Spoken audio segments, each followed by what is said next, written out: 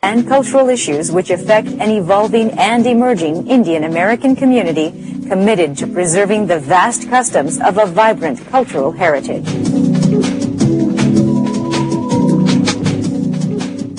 Welcome to In Conversation, folks. We come to you from Washington, D.C. My name is Ramesh And I'm Aastha Verma. It appears that President Obama's armor has a clink in it. The newspapers keep repeating that somehow his poll numbers have gone down below 50%, and it's all because of his health care policies. Folks, if you don't know the debate, let me tell you.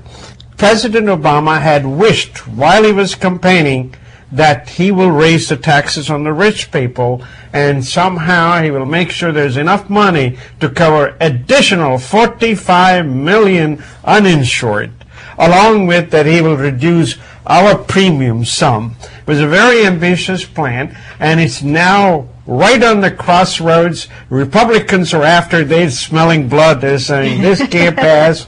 And this week, of course, President Obama did not say that he will raise taxes, but he did say that it is a decision of the Congress. For the first time, I see him passing the football.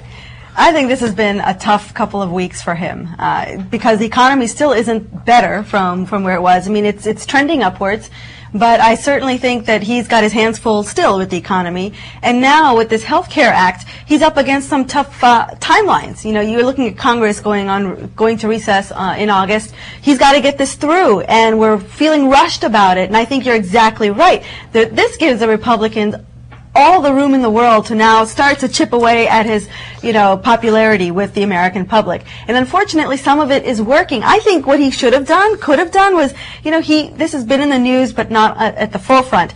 He is actually thinking about adopting some of McCain's strategies for health care. If you remember, one of the big debates was whether or not they should tax your health coverage by your employer. Right? That was on the McCain strategy plan. And at the time, Obama criticized it. Now he's thinking about embracing it. Why not just sit there and say, hey, I'm taking this Republican tactic, I'm incorporating it. It disarms the Republicans a little bit. It should. It really should. And that would be a good plan. The problem is that he's so focused on it, and he wants to do it now, that he's forgetting that we are in an economic recession. To spend $1.5 trillion, it's unpopular. It's not very popular with people. People, those who have money, people, those who have insurance, they're not interested at this time to fork over the money. But folks, he's a very strong personality. I believe he'll come through. He's driving the car himself. He's not sitting in the backseat directing things. And I wish him the best of luck, because I think we should have it. Ultimately, it'll create a tremendous opportunity.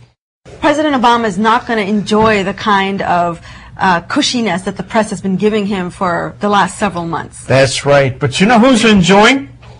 Is the Secretary of State, Hillary Rodham Clinton. This past week, she's been in India, and I want to tell you, she said, every time I come to India, I eat this Indian food, I gain weight, So she's going to be on the diet when she comes back to America. In the meantime, she's doing tremendous business over there in India. In fact, she's trying to get them to sign on a document that says you are going to use fighter jets that you buy from the United States for the intended purposes. Yeah. You have to have that to safeguard yourself. And she hoped to get that and hoped to get the business for Lockheed Martin and Boeing. I mean, that'll be very, very good. I think she's going there at a tough time, even though, it's interesting. Back when Hillary Clinton and Bill Clinton went to India, it was a great trip. I think India really enjoyed having them come and visit, yes. Right? So she has a fondness for India. And then during the Bush years, which was a great time of growth for India because of outsourcing and yes. other things, we liked Bush policies. Yeah. Now there's a sentiment, at least in the Obama administration, to try to grow the domestic side of it and not give so much opportunity to other countries like India and China.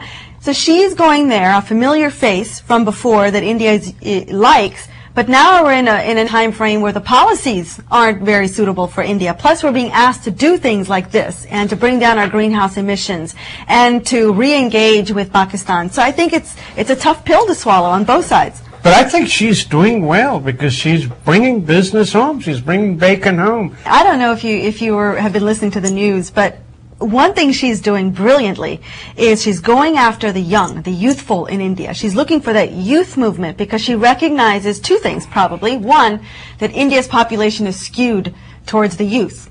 So eventually they're going to enter politics and they're going to have policies that are dominantly affecting their population. Secondly, they're probably the only ones that are listening to this greenhouse emissions concern and wanting to get involved from an activist standpoint. So isn't it interesting that she's appealing to the youth to try to sell her policies? But India is not buying. India is not buying. India is not buying. China is not buying. It's simply because they say, look, they've been polluting this atmosphere, a century's worth of it in a very short time. And while we are growing, you're telling us, no, you can't do that. And that somehow is unfair, and India will never agree to it. And she very gladly says, that's a starting point. That's a negotiating point. Well, I wonder, how long she can extend her political goodwill on behalf of President Obama before India says, enough, we're not going to change.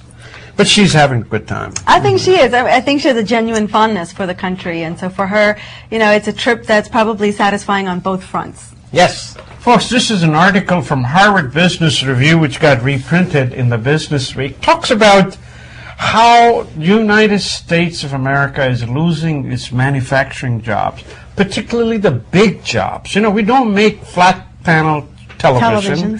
We're now making many of the most important parts of the car. It's all coming in from the outside. I mean, you look at anything that gives you a bigger salary, it's being outsourced, including research and development. Singapore has been buying many research companies to be located over there because they want to have those jobs, and they're paying for it.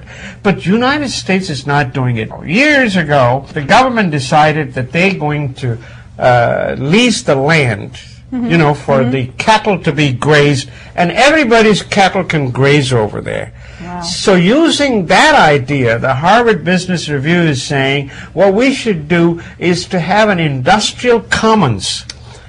And these should be located in the universities and other places where all kinds of researchers can gather and come up with ideas.